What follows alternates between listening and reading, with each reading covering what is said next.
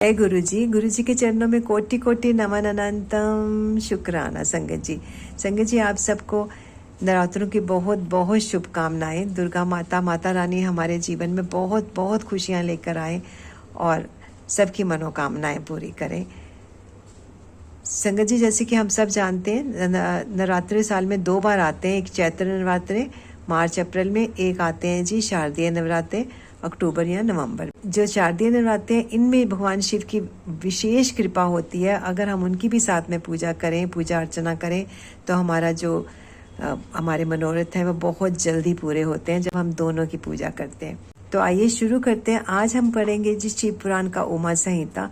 आइए दोनों की हम करते हैं स्तुति।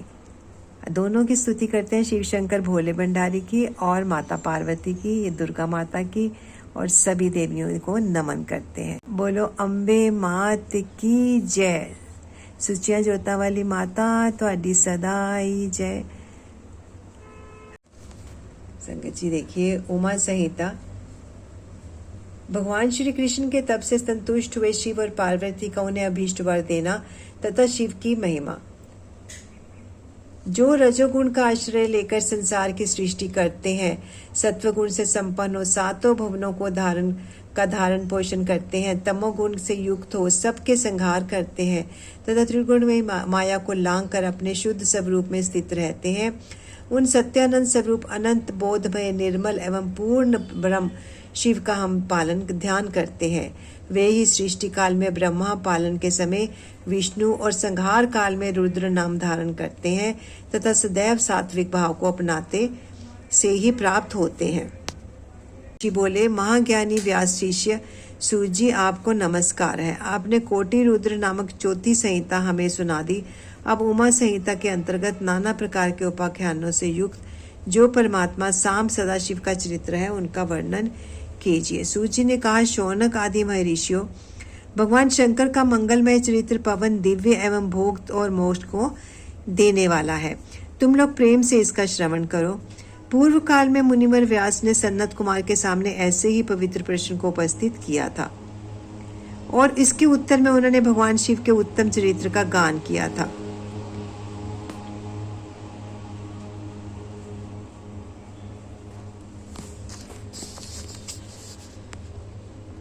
उस समय पुत्र की प्राप्ति के लिए निमित्त श्री कृष्ण के हिमवान पर्वत पर जाकर महर्षि उपमन्यु से मिलने, उनकी बताई हुई पद्धतियों के अनुसार भगवान शिव की प्रसन्नता के लिए तप करने, उनके तप से प्रसन्न होकर पार्वती, कार्तिकेय तथा गणेश जी सहित शिव के प्रकट होने तथा श्री कृष्ण के द्वारा उनकी स्तुति पूर्व वरदान मांगने की कथा सुनाकर सन्नत कुमार जी ने कहा। श्री कृष्ण का वचन सुनकर भगवान भाव उनसे बोले, वासुदेव, तुमने जो कुछ मनोरथ किया है वह सब पूर्ण हो।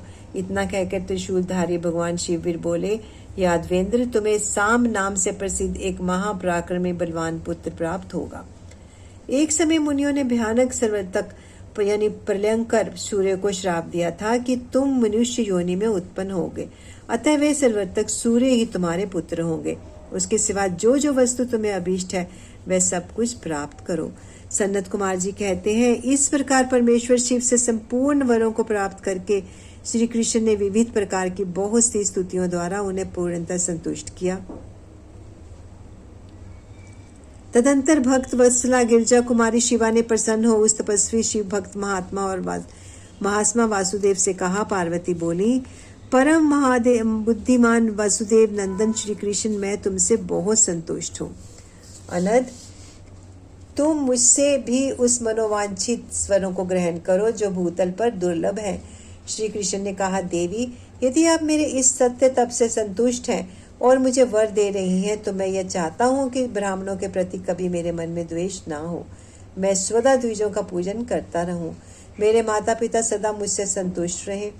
मैं जहाँ कहीं भी जाऊँ समस्त प्राणियों के प्रति मेरे हृदय में अनुकूल भाव रहे।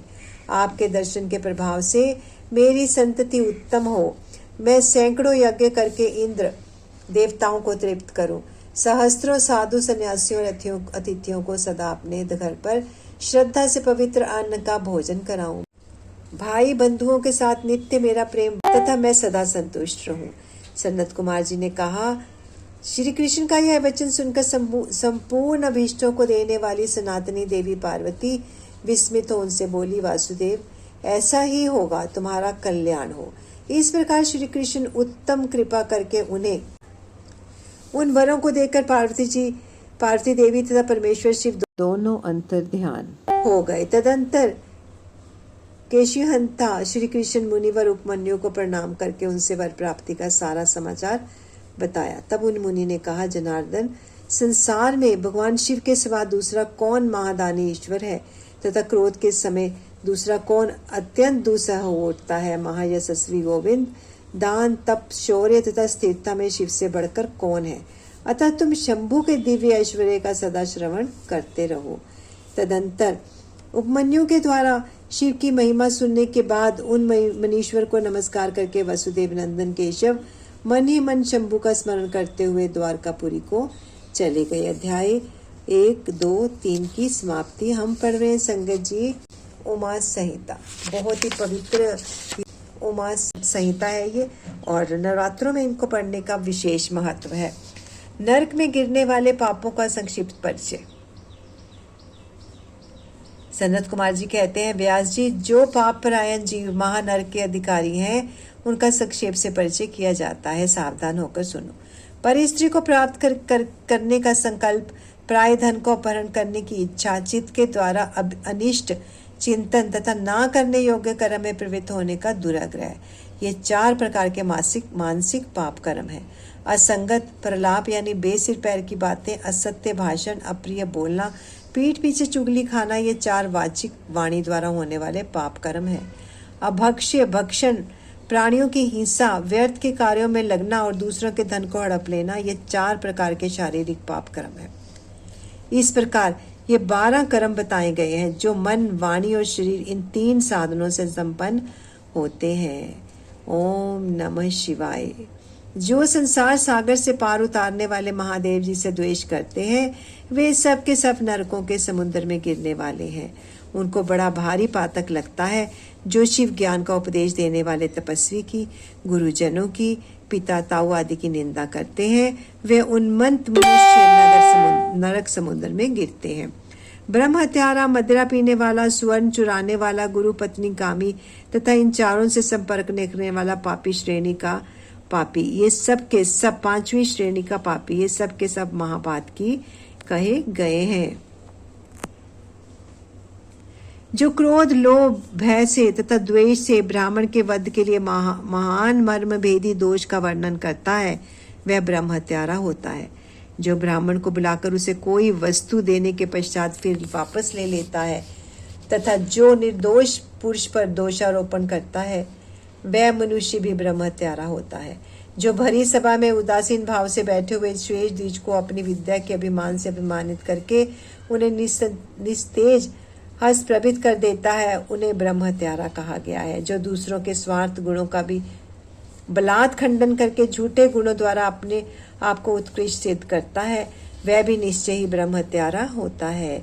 जो सांडों द्वारा बाही जाती हुई गौओं के तथा गुरु के उपदेश को ग्रहण करते हुए द्विजों के कार्य में विघ्न डालता है, उसे ब्रह्म हत्यारा कहते हैं। जो देवताओं, ब्राह्मणों तथा गौओं के उपयोग के लिए दी हुई भूमि को हर लेता है, उसे भी ब्रह्म हत्यारा कहा गया है। देवता और ब्राह्मण के धन को हर लेना तथा अन्याय से धन कमाना ब्रह्म हत्या के समान ही पातक जानना चाहिए। जिस किसी व्रत, नियम तथा यज्ञ को ग्रहण करके उसे त्याग देना तथा 5 महायज्ञों का अनुष्ठान ना करना मदिरापान के समान पातक बताया गया है। पिता और माता को त्याग देना, झूठी गवाही देना, ब्राह्मण से झूठा वादा करना, शिव भक्तों को मांस खिलाना तथा अभक्ष्य वक्षु का भक्षण करना ब्रह्म हत्या के तुल्य कहा गया है। वन में निरपराध प्राणियों का वध करना भी ब्रह्म हत्या के तुल्य है। साधु पुरुष को चाहिए कि वह ब्राह्मण के धन को त्याग दे, उसे धर्म के कार्य में ना लगाए, धर्म के कार्य में भी ना लगाए, अन्यथा ब्रह्म हत्या का दोष लगता है। गौओं के मार्ग में, वन में तथा गांवों में जो लोग आग लगाते हैं, वह भी ब्रह्म हत्या ही करते हैं। इस तरह जो भयानक पाप है, वह ब्रह्म हत्या के समान माने गए हैं। ब्राह्मण के द्रव्य का अपहरण करना, पैतृक संपत्ति के बंटवारे में उलटफेर करना, अत्यंत अभिमान और अधिक क्रोध करना, पाखंड फैलाना, कृतघ्नता करना, विषयों में अत्यंत आसक्त होना, कंजूसी करना, सत्पुरुषों से द्वेष रखना, पर स्त्री समागम करना, श्रेष्ठ कुल की कन्याओं को कलंकित करना, यज्ञ, बाग बगीचे, सरोवर तथा स्त्री पुरुष का विक्रय करना, तीर्थ यात्रा, उपवास तथा व्रत एवं उपनयन आदि का सौदा करना, स्त्री के धन से जीविका चलाना, स्त्रियों के अत्यंत वशीभूत होना, स्त्रियों की रक्षा न करना तथा छल से पराई स्त्रियों को सेवन करना, ब्रह्मचर्य आदि व्रतों को त्याग देना, दूसरों के आचरण का सेवन करना, असत शास्त्रों का अध्ययन करना, सूखे तर्क का सहारा लेना, देवता, अग्नि, गुरु, साधु तथा ब्राह्मण की निंदा करना, पितृ यज्ञ और देव यज्ञ को त्याग देना, अपने कर्मों का परित्याग करना, बुरे स्वभाव को अपनाना, नास्तिक होना, पापों में लगना और सदा झूठ बोलना, इस तरह के पापों से युक्त स्त्री पुरुष को उपपातकी कहा गया है। जो मनुष्य गौओं, ब्राह्मण कन्याओं, स्वामी, मित्र तथा तपस्वी महात्माओं के कार्य नष्ट कर देते हैं वे नरकगामी माने जाते हैं। जो ब्राह्मणों को दुख देते हैं उन्हें मारने के लिए शस्त्र उठाते हैं, जो द्विज होकर शूद्रों की सेवा करते हैं तथा जो कामवश मदिरा पान करते हैं, जो पाप परायण, क्रूर तथा हिंसा के प्रेमी हैं, जो गौशाला में, अग्नि में, जल में, सड़कों पर, पेड़ों की छाया में, पर्वतों, बगीचों में तथा देव मंदिरों के आसपास मल मूत्र का त्याग करते हैं, बांस, ईंट, पत्थर, काट, सींग तथा कीलों द्वारा जो रास्ता रोकते या रोकते हैं, दूसरों के खेत आदि की सीमा मिटा देते हैं, छल से शासन करते हैं, छल कपट के ही कार्यों में लगे रहते हैं, किसी को भी ठग कर लाए हुए पाक, अन्न तथा वस्त्रों का छल से ही उपयोग करते हैं, जो स्त्री, पुत्र, मित्र, बाल, वृद्ध, दुर्बल, आतुर, भृत्य, अतिथि तथा बंधुजनों को भूखे छोड़कर स्वयं खा लेते हैं, जो अजितेंद्रिय पुरुष स्वयं नियमों को ग्रहण करके फिर उन्हें त्याग देते हैं, संन्यास धारण करके भी वे फिर से घर बसा लेते हैं, जो शिव प्रतिमा का भेदन करने वाले हैं, गौओं को क्रूरतापूर्वक मारते और बारंबार उनका दमन करते हैं, जो दुर्बल पशुओं का पोषण नहीं करते, सदा उन्हें छोड़े रखते हैं, अधिक भार लाद कर उन्हें पीड़ा देते हैं तथा सहन ना होने पर भी बलपूर्वक उन्हें हल या हाथी में गाड़ी में जोतते हैं अथवा उनसे असह्य बोझ खिंचवाते हैं, जो उन पशुओं को खिलाए बिना ही भार ढोने या हल खींचने के काम में जोत देते हैं, बंधे हुए भूखे पशुओं को चरने के लिए नहीं छोड़ते तथा जो भार से घायल, रोग से पीड़ित और भूख से आतुर गायें बैलों का यत्नपूर्वक पालन नहीं करते, वे सब के सब गो हत्यारे तथा नरकामी माने गए हैं। जो पापिष्ठ मनुष्य बैलों के अंडकोश कुटवाते हैं और बंध्या गाय को जोतते हैं वे महानारकी हैं। जो आशा से घर पर आए हुए भूख, प्यास और परिश्रम से कष्ट पाते हुए अन्न की इच्छा रखने वाले अतिथियों, अनाथों, स्वाधीन पुरुषों, दीनों, बाल, वृद्ध, दुर्बल एवं रोगियों की कृपा नहीं करते, वे मूढ़ नरक के समुद्र में गिरते हैं।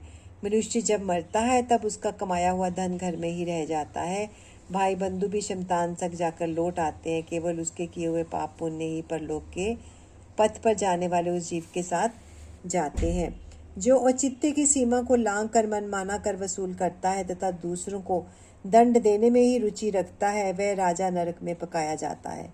जिस राजा के राज्य में प्रजा घूसखोरों, अपने रुचि के अनुसार कम दाम देकर अधिक कीमत का माल ले लेने वाले अधिकारियों तथा चोर डाकुओं से अधिक सताई जाती है, वह राजा भी नरकों में पकाया जाता है। पराई स्त्रियों के साथ व्यभिचार और चोरी करने वाले प्रचंड पुरुषों को जो पाप लगता है वही पर स्त्रीगामी राजा को भी लगता है। जो साधु को चोर और चोर को साधु समझता है तथा बिना विचारे ही निरपराध को प्राण दंड दे देता है, वह राजा नरक में पड़ता है। जिस किसी पराय द्रव्य को सरसों बराबर भी चुरा लेने पर मनुष्य नरक में गिरते हैं, इसमें संशय नहीं है। इस तरह के पापों से युक्त मनुष्य मरने के पश्चात यातना भोगने के लिए नूतन शरीर पाता है, जिसमें संपूर्ण आकार अभिव्यक्त रहते हैं। इसलिए किए हुए पाप का प्रायश्चित कर लेना चाहिए, अन्यथा 100 करोड़ कल्पों में बिना भोगे हुए पाप का नाश नहीं हो सकता। जो मन, वाणी और शरीर द्वारा स्वयं पाप करता, दूसरे से कराता तथा किसी के दुष्कर्म का अनुमोदन करता है, उसके लिए पाप गति यानी नरक ही फल है। अध्याय 4, 5 और 6 की समाप्ति।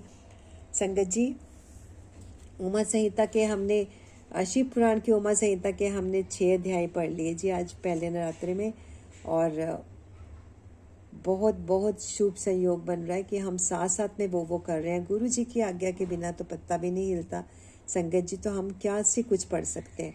सिर्फ और सिर्फ उन्हीं की आज्ञा से हम सारे पुराण पढ़ रहे हैं। गीता का पाठ किया हमने पितृपक्ष में, और बड़े ही समय अनुसार और दिन के हिसाब से कर रहे हैं हम।